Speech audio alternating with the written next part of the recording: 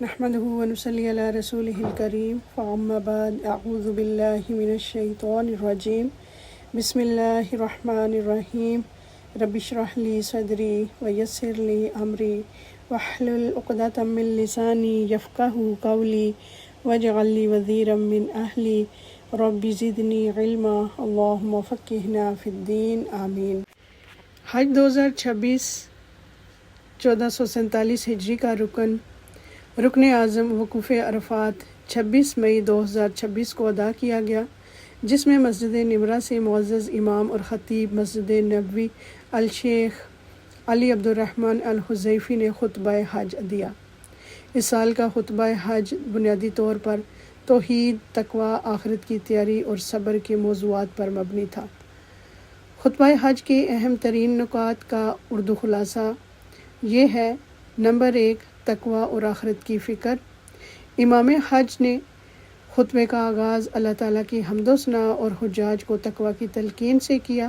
انہوں نے فرمایا، تقوی اختیار کرو، اسی میں دنیا اور آخرت کی بھلائی ہے۔ تقوی کا تقاضا یہ ہے کہ ہم قیامت کے دن کی تیاری کریں۔ انہوں نے یاد دلایا کہ قیامت کا دن بہت ہولناک اور دردناک ہوگا، جہاں ماں اپنے بچوں کو اور بچے اپنی ماؤں کو بھول جائیں گے۔ اس لیے اس دن کی سختی سے بچنے کے لیے ابھی سے تیاری کرنی چاہیے۔ اور نمبر 2 پہ توحید کی اہمیت اور شرک کی مذمت بیان کی گئی۔ الشیخ علی الحذیفی نے واضح کیا کہ آخرت کی سب سے بڑی کامیابی توحید یعنی اللہ تعالیٰ کو ایک ماننا ہے۔ انہوں نے شرک اور کفر کی سخت الفاظ میں مذمت کرتے ہوئے فرمایا کہ جو لوگ اللہ تعالیٰ کو چھوڑ کر ایسی چیزوں کو پکارتے ہیں جو نہ نفع دے سکتی ہیں اور نہ نقصان، وہ سخت گھاٹے میں ہیں۔ جو شخص اللہ تعالیٰ کے ساتھ کسی اور کو شریک ٹھہراتا ہے، اس کی مثال ایسی ہے جیسے وہ آسمان سے گر گیا ہو۔ نمبر 3 پہ دین اسلام کی تکمیل اور سنت پر عمل۔ خطیب حج نے یاد دلایا کہ اسی میدان عرفات میں اللہ تعالیٰ نے فرشتوں کو گواہ بنا کر اعلان کیا تھا کہ آج میں نے تمہارے لیے تمہارا دین مکمل کر دیا۔ انہوں نے مسلمانوں کو تاکید کی کہ وہ نبی کریم حضرت محمد مصطفیٰ صلی اللہ علیہ وآلہ وسلم کی تعلیمات اور سنتوں پر سختی سے عمل کریں۔ اور نمبر 4 پہ صبر، شکر اور اللہ تعالیٰ کی سنتیں یعنی خطبے میں صبر کی اہمیت پر زور دیتے ہوئے کہا گیا کہ اللہ تعالیٰ صبر کرنے والوں کو بے پناہ اجر دیتا ہے اور انہیں پسند فرماتا ہے۔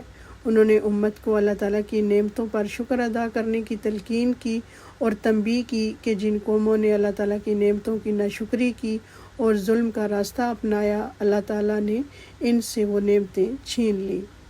نمبر 5 پہ ارکان اسلام کی پابندی اور مسلم بھائی چارہ۔ انہوں نے تمام مسلمانوں کو نماز قائم کرنے، زکوٰۃ اور خیرات دینے، رمضان کے روزے رکھنے اور استطاعت ہونے پر حج کا فریضہ ادا کرنے کی تاکید کی۔ انہوں نے فرمایا کہ دین اسلام میں کوئی تنگی یا مشکل نہیں رکھی گئی۔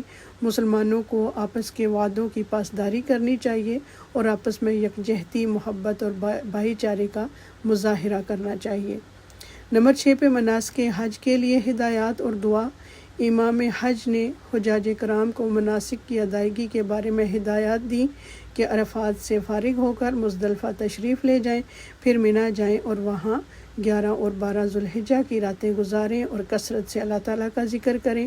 اپنے گھروں کو لوٹنے سے پہلے طواف افادہ یعنی طواف زیارت کریں۔ انہوں نے یاد دلایا کہ سب سے بہترین دعا وہ ہے جو یوم عرفہ یعنی عرفات کے دن مانگی گئی، جو انبیاء کی بھی دعا ہے۔ وہ دعا یہ ہے: لا الہ الا اللہ وحدہ لا شریک لہ لہ الملک ولہ الحمد وہو علی کل شیء قدیر۔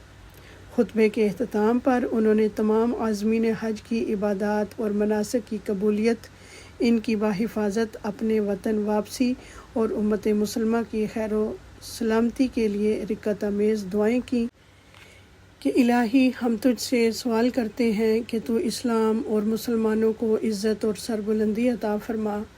یا اللہ، دنیا بھر کے مسلمانوں کے احوال کی اصلاح فرما، ان کے دلوں کو آپس میں جوڑ دے اور انہیں صراط مستقیم پر گامزن فرما۔ اے اللہ ہمارے حجاج کرام کے حج کو حج مبرور بنا، ان کی کوششوں کو مشکور فرما، ان کے گناہوں کو معاف فرما اور انہیں بحفاظت صحت و سلامتی کے ساتھ اپنے وطنوں کو لوٹا۔